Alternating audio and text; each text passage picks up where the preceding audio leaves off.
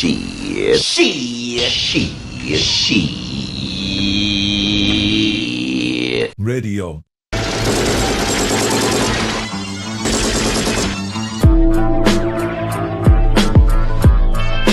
Great, right?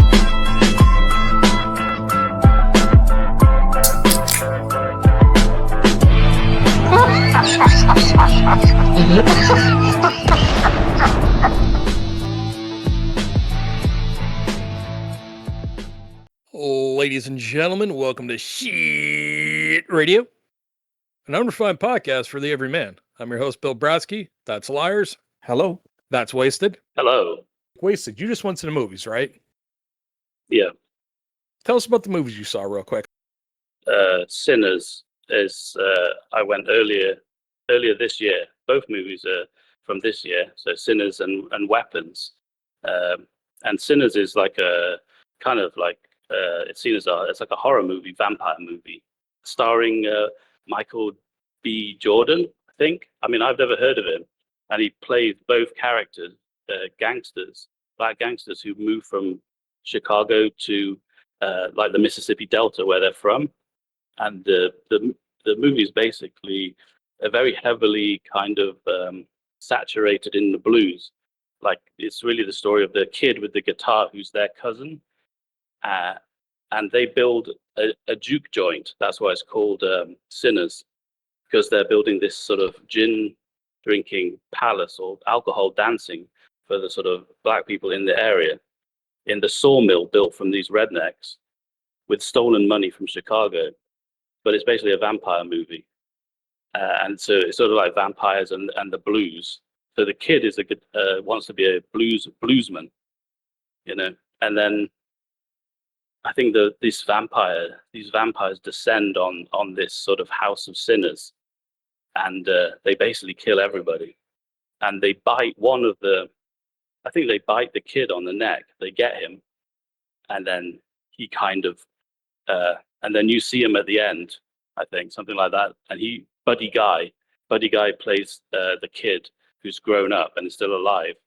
But the two brothers, because they know each other, they're also, one of them gets turned into a vampire as well. And it's very violent. And I suppose one of the talking points was the vampires were Irish. So the bad guys were white. They're the white devils who are sort of surrounding this juke joint and everything, getting in there and biting everybody and ripping each other to pieces.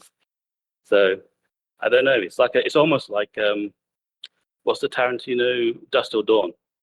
Kind of has that format. Yeah, that's what I heard. I heard it was basically like good.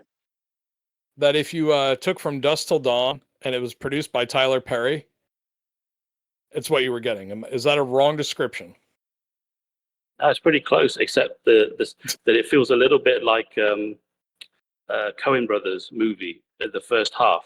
You know, when the gangsters are coming back to Mississippi, it has a feel of a Coen Brothers movie. It's kind of quirky. A compliment. Yeah. It's kind of quirky. No, it's definitely better than you think it's going to be. It's not just a B movie. It's not a B movie. It has amazing with the blues music. And when the kid is playing guitar, the sky is dark, and there's also all this voodoo going on, or hoodoo. I think it's voodoo or hoodoo. Sort of in the juke joint, the sinners. They're basically having a sort of like, you know, the black women that dance like crazily. They're putting on these sort of strip shows in there. Burlesque. Yeah, it's kind of, I don't know, it's not really burlesque, but it might be a version of it. But it's kind of like she's possessed and she's got the Lord in her spirit or something. And they go crazy on stage, like they've been possessed by voodoo or something. Yeah, I know what you're talking about. Yeah, and then the bad guys are the whites, like the rednecks who sell them the sawmill, come back at the end to take it off them, and then there's another battle there. But yeah, it's basically like Coen Brothers at the beginning, then it turns into like Dusk Till Dawn, but it has a very rich like soundtrack with blues. So it's very enjoyable to listen to, and all the atmospherics, you know. And So the vampires are scary, Wasted. gory. How's it look? Is it a pretty film? Is it like shot really well? Is like the filmography Yeah, really good in it? that's what. Yeah, it takes some liberties with like realism. Just the darkening skies and the effects. Because the vampires can they jump up in the air and fly through the air. So it's like a well crafted. It's not like a B movie. It's not like Final Destination or something. It's very rich, like So it's cinematography as so you're well. telling me it's better shot than what we'll say John Carpenter's Vampires, which that's an all-time favorite of mine with James Woods. Now that's a B Yeah. movie and a half, but you're saying this movie's shot really well. You gave it a hell of a like a Coen's brother movie to begin with, and then saying it's like a Robert Rodriguez Tarantino flick towards the end is not bad. I mean, you're sounding like you'd give this movie a pretty good score out of from 1 to 10. Where are we rating it? Wasted. I would say it's like an 8 or a 9. I would Oh, Wow. say wow. for these days, it's one of the best movies in the I would say recent memory. If you like that type of thing.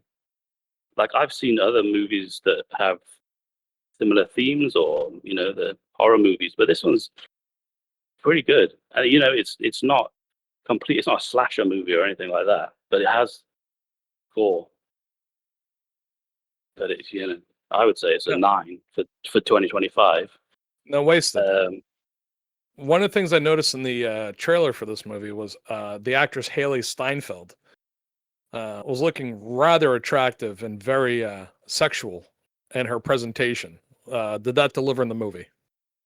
yeah, it's a very sort of sexually charged movie because the voodoo. When the gangsters come back from Chicago to the Mississippi, they hook up back with their old girlfriends, and one of them is like a voodoo priestess.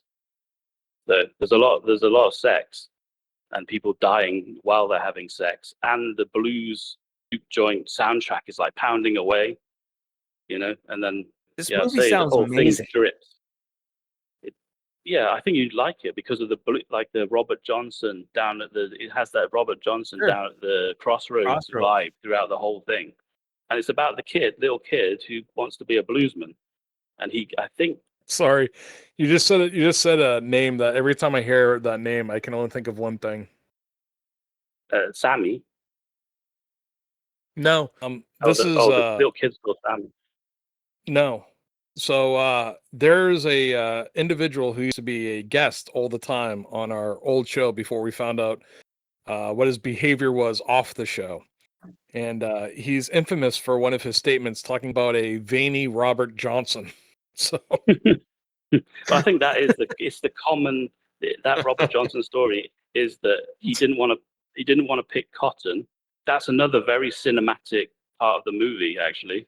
Come to think about it, when he's in the car with his two uncles and they're driving to the saw joint or something, and he's in the back and he starts playing his acoustic guitar, and they're in an open top, like it's set in 1932, so it's Mhm. some like old mobile or something, and it's through the cotton fields with a very like dark overcast sky that's sort of moving around. So yeah, but that is the story of Robert Johnson playing his Yeah. acoustic guitar, and Yep. he doesn't want to can I pick ask you? cotton. He wants to be a guitarist. Same with the kid in the movie. He I'm wants to distracted right play now. guitar, not work. Okay, wasted. I'm distracted right now because I got to ask Liars a question. Okay. Liars, why hasn't Slash done like a Robert Johnson album? Because Slash is half black. He loves the blues. Why haven't we got a Slash Robert Johnson album? Just like inspired by songs about. I would say because Slash plays a different kind of blues than Robert Johnson did. I mean, yes, Robert Johnson is one of the main influences in a lot of musicians and a lot of blues musicians, but I think the genre has evolved to a point where you got guys like him, Joe Bonamassa, if that's how you say his name, Gary Clark Jr. Those guys. It's a different kind of blues that Slash plays. That's why I would. That's a Because good it's a answer. very good question. It's still seen as the devil's music, like Sure. Slash's blues album. It's So just wait, in like this. Beta was right. That might be a problem, yeah. But isn't she more like the mother god? She's Yeah. into Oh, the wait a mother second. Beta god. was right. Slashing his blues. That's why he's the devil. Oh my God. Soul vanished, rose from his body. We've done figured it out, folks. We figured out Beta's thought process after. So Beta stole Slash's soul. Soul Monster. Yep. She's the soul monster, and his soul's it's in a glass jar right next to her enchilada mix recipe. And soul food, I think, is part of the movie. Yeah, soul food. It's Ugh. all that gumbo, cooking pots of gumbo and voodoo priestess cooking and up spells and things. Voodoo dolls. That's an So element of it as well. Because Wason's giving this movie that's a what it's 9 called, out of 10. Sinners. Yeah, So, for folks, especially. if you want to see a movie right now, go see Sinners. I mean, Wasted giving it a 9 out of 10. Liars seems like he wants to go see now, right, Liars? I would definitely go see it unless you hate horror. And the only thing I could think of when you were describing the movie and telling about it was, why haven't I seen this movie yet? It sounds amazing. Like, for sure, I'm gonna go see it. It has. It's a little bit like that Mickey Rourke movie, Angel The Heart. one with Lisa Bonet and Robert De Niro. Yeah, it Ooh, has Angel that Heart. kind of Angel Heart, where it's set. It's set in that area of the world, sort of thing. So it has that kind of foreboding kind of feeling to it.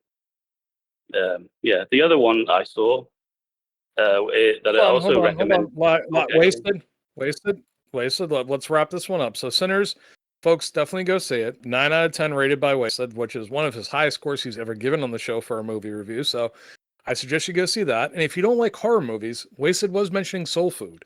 I'm going to give you a great family film you can watch with your parents, your children, your wife, or you just want to watch it alone and watch a great movie. And it's a black movie, but it's a great movie. Soul Food from the 90s. And it's an amazing movie. I love Soul Food. You'll watch it, you can shut your mind off, you can be happy. It's probably one of the better family movies made in the last 30 years, and it doesn't get enough credit. So I would suggest, if you don't want to watch a horror movie and just watch a movie that's about good values and family, go watch Soul Food, because Soul Food kicks ass, and I love Soul Food. So that's the movie review for Sinners. Now, Wasted, you have another movie review coming up too, don't you?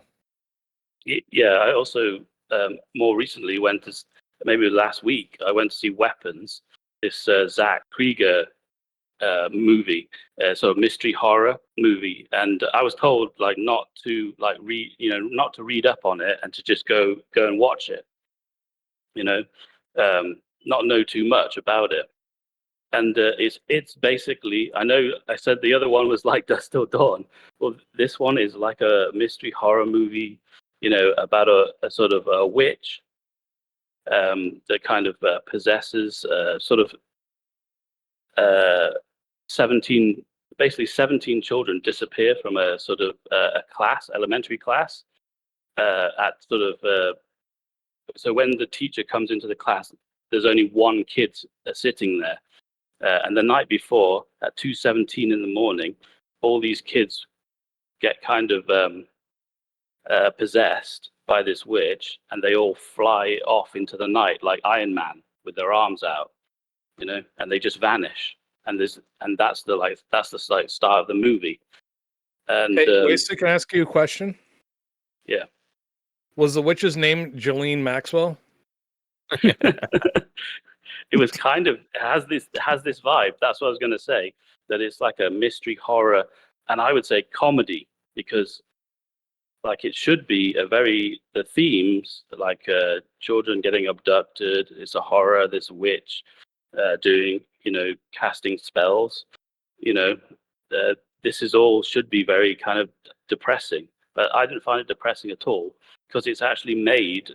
It's made like Pulp Fiction. It's the same events coming from different characters who are taking part in the events. So it's very much like Pulp Fiction, and the sort of violence and comedy mixture. Like something very violent happens, but it's also very funny. and the characters, like the cop the cop is funny. The drug addict is funny. It's kind of more like a caper, than it's not really like this very serious. It should be depressing based on its sort of kind of kids being abducted, at night and disappearing from school, and the school is all in kind of outrage and blames the teacher. So it should be depressing, but it's actually very like cleverly put together, like Pulp Fiction. Yeah, it's kind of funny. There's things happening because each of the characters are kind of funny. They all have like personal problems, you know. So, but what I realized is after I watched it, and after you found out what happened, and you've gone on this kind of like solve the mystery of why this happened at 2:17 in the morning, you get this, you can go online and see that, basically the director or somebody is saying that the movie is based around the sort of the 5 stages of grief. So each character, the teacher Justine, is more like an alcoholic. So that's where you get some comedy. She's always like blacking out on vodka. So that's the sort of the denial. And then Josh Brolin plays the father of one of the bullies of the kid, the only kid that was left in the classroom. He was being bullied. So there's anger.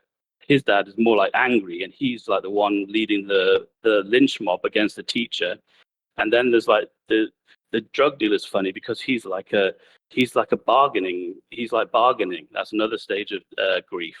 So he's like trying to. He only finds, he only does anything to solve the case because he's going to get this 50,000 deposit, and he's like gets tangled up with the cop, who's kind of like, in a bad marriage and cheating on his wife. So there's all these. It's kind of like Pulp Fiction, where there's side stories and funny things going on in their personal lives, which like adds more fun, much more fun to the movie.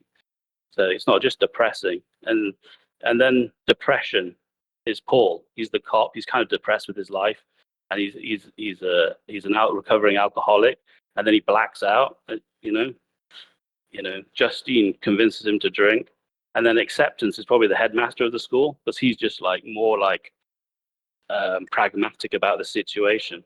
But the witch turns up in the middle of this investigation, and she's basically the one that basically possesses the little boy's parents, and then she needs to feed off. She's basically feeding off all the kids, the little kids. She needs their energy, which is kind of like scary and depressing and stuff. But it doesn't. The whole movie isn't like that. She turns up.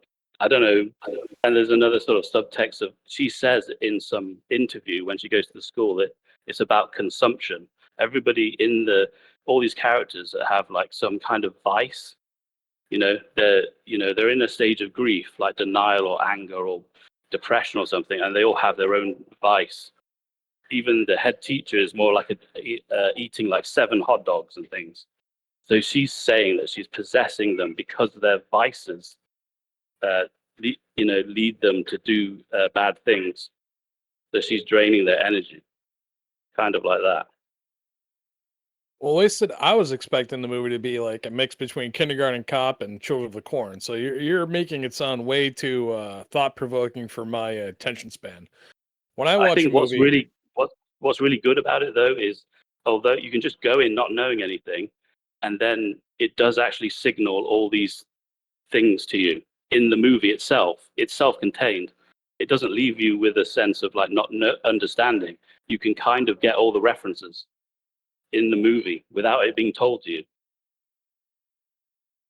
yeah, but man, like when I was saying, like when I watch a movie, I want it to be an escape. I want it to either be something I can just laugh at and enjoy, or something that I really, really think about, really get into, like a David Fincher type film. I don't like these movies that are like, oh, okay, we're gonna try to make it overcomplicated, because most of the times when they try to be too smart, they don't deliver on it. I think this one really does. I mean, I wasn't Oh, okay. expecting it. Like, it does all work out, and it is funny. Like, you forget that you're watching that it's a kind of a depressing story. You just forget because the way it's done. And halfway and I was saying that I didn't go in knowing what the movie was. That it's by Zach Krieger. I'd watched another movie that is like it on Netflix randomly. I didn't even know, and it's Barbarian. You know, Barbarian is by the same director, Zach Krieger. It's not as lavish or as funny as it's still funny. It has the same kind of setup. There's a sort of a kind of crazy old haggard mother living in a basement underneath a house who's been trapped down there, and it's a kind of Airbnb house. And then the people come to the house to like stay there. Two people come, a boy and a girl, and they're double booked. So they stay there, and one of them, they still get dragged down into the basement, and they want to be and this mother, kind of, again, bald with long hair, but really haggard and old, with big,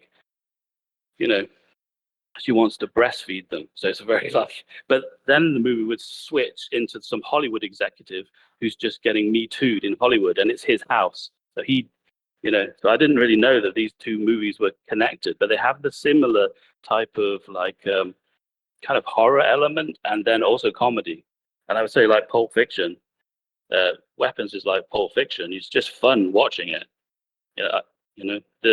But it does have these the subtexts and all these, like at some point an image of an AR-15 appears above the house, with the time 2:17,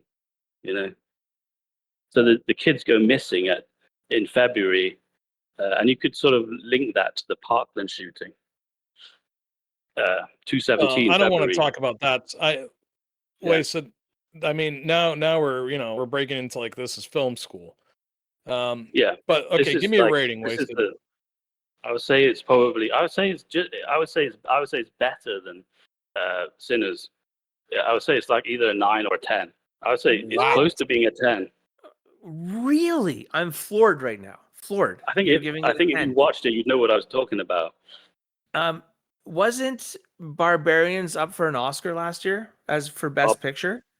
Barbarian. Is it called Barbarian? Yeah, I just watched it randomly. I didn't know who made it or anything, but it's made by the same director. And I was like halfway through Weapons going, when the witch turns up, she's the same as the Barbarian character living in the basement. She's old woman, bald, long hair. And I was like, this is sort of like Barbarian. And then I forgot. And then afterwards, I found out Barbarian is the same director.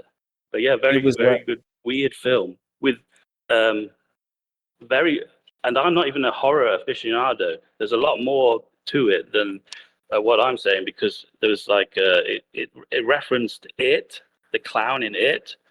The witch is kind of like the clown in It. So she's basically a parasite. Yeah, she's a parasite witch that needs people to feed off. So she's putting them in a trance with her spells, and she has a way of doing it. And then the little boy in the class, she kind of puts a spell on him, because he needs to get like an article of all the kids in the classroom. He needs to get something like their name tags or something, so she can do spells. So then they at 2:17 in the morning, they all just disappear, and they all basically, I don't want to give everything away, but it's not depressing. It's like that HBO show, The Leftovers. Remember when all those people disappeared with what's his nut and what's her face? Whatever. I would say it's a very tight entertainment. Dinner. It's an entertainment. Yeah. I would say Weapons is an entertainment first, and then you can start. I would say it's basically a fun movie. The topic sounds depressing, but it's just not, because of the way it's done. Like Pulp Fiction, you got all these side characters, in bars drinking, and you see it's almost like when Tarantino goes into the kitchen and he's talking about his coffee, while they're cleaning the car. Jules and they're cleaning the car, and it's kind of like that. It's sort of set in a domestic, the domestic world of teachers and your parents and kids, and in suburbia. But there's a load of references to horror movies, I think, that I don't know fully, like It. definitely I saw one. She comes to people in their dreams, and scares them, and it looks like the clown in It or something. But yeah, I would definitely go and see it. Cool. It's like one of the best movies I've ever seen. Like I was like after I finished it, I came out going, I think that's the best movie I've seen since Pulp Fiction. All right. Really? Wasted. High He's praise. High praise. wasted. You give this a 9 out of 10 or a 10. Okay.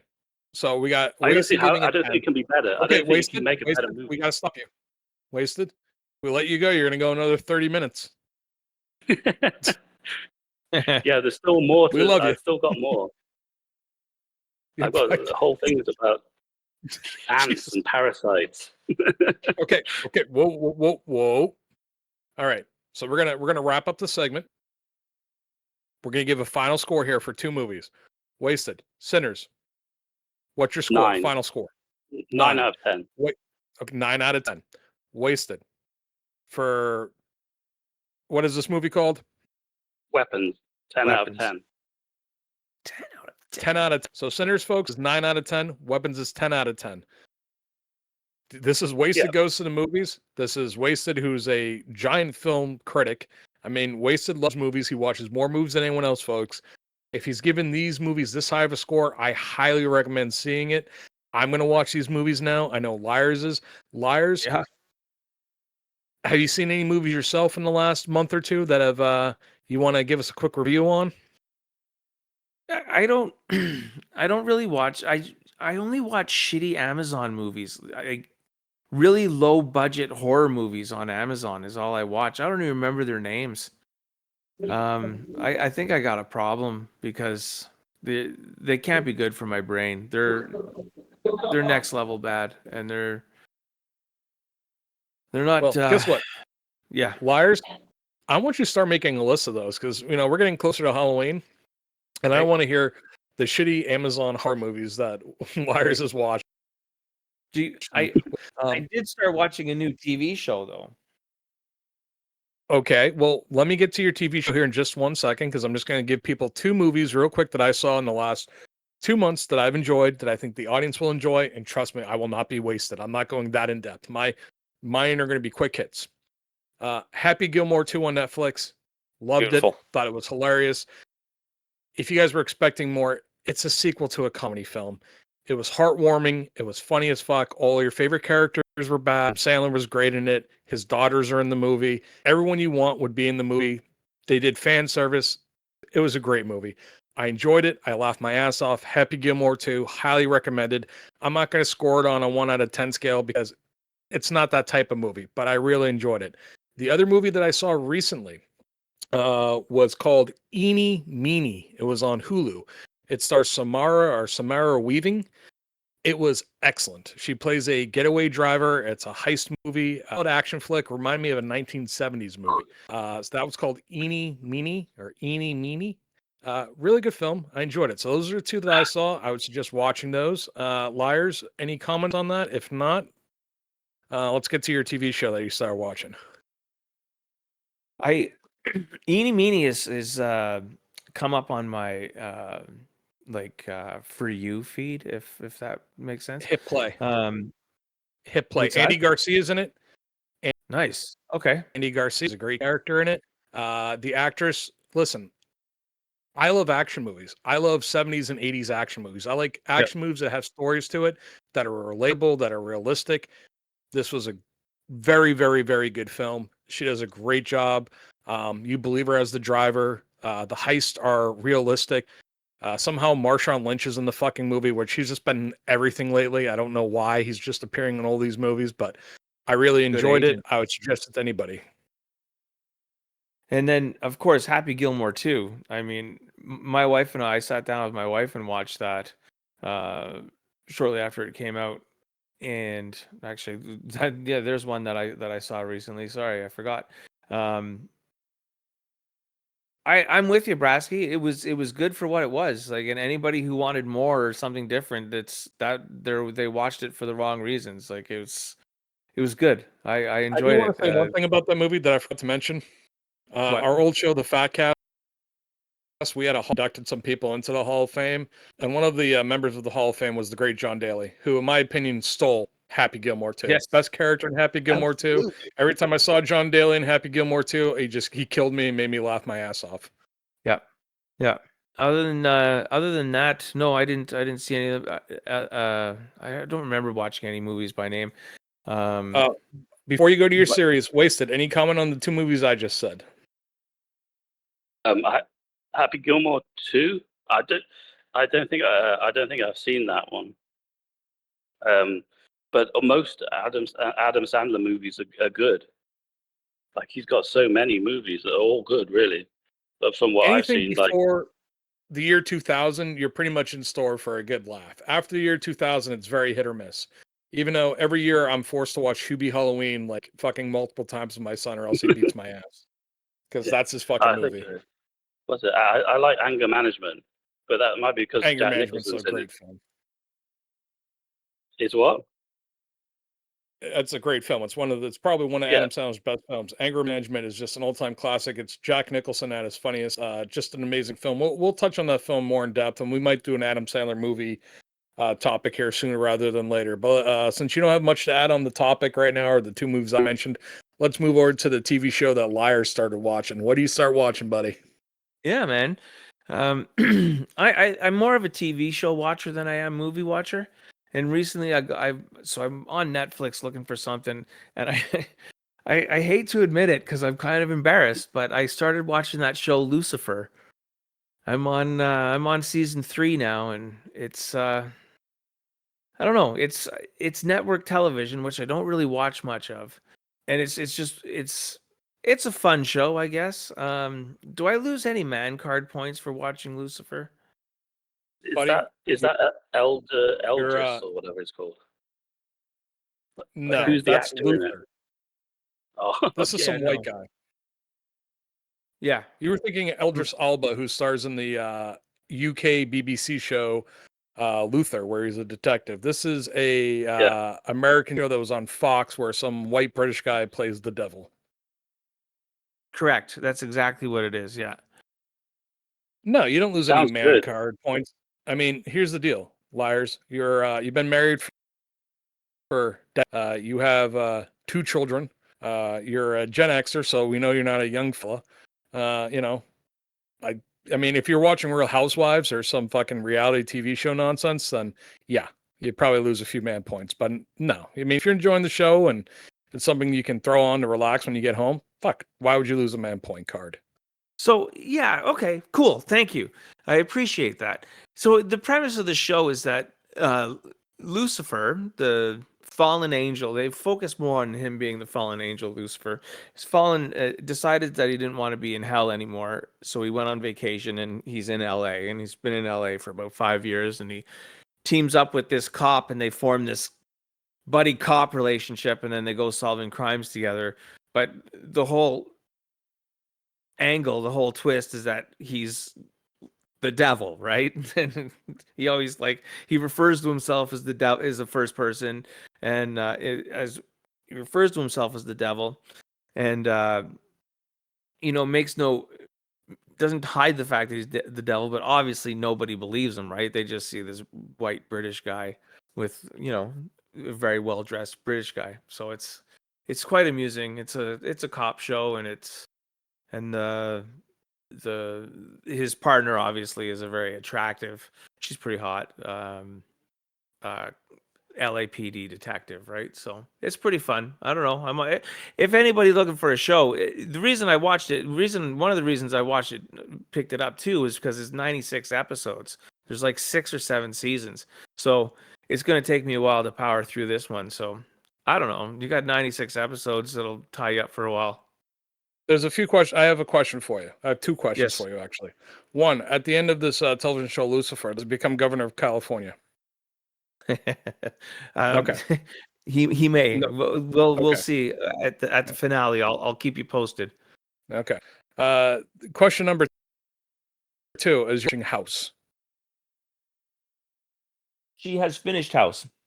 Okay. So this was a private conversation me and Liars were having, but me and Liars have been really, really good friends for a long time. And I think the best way to describe our relationship off mic is me and Lyres are very much like House and Wilson. Lyres is my Wilson, and I'm his House. Does that make sense to you yet, or no? Have you said that to your wife recently and got a response? She didn't really have much to say on that when I asked her, to be honest. It was she was like maybe something like that, right? Very nonchalant.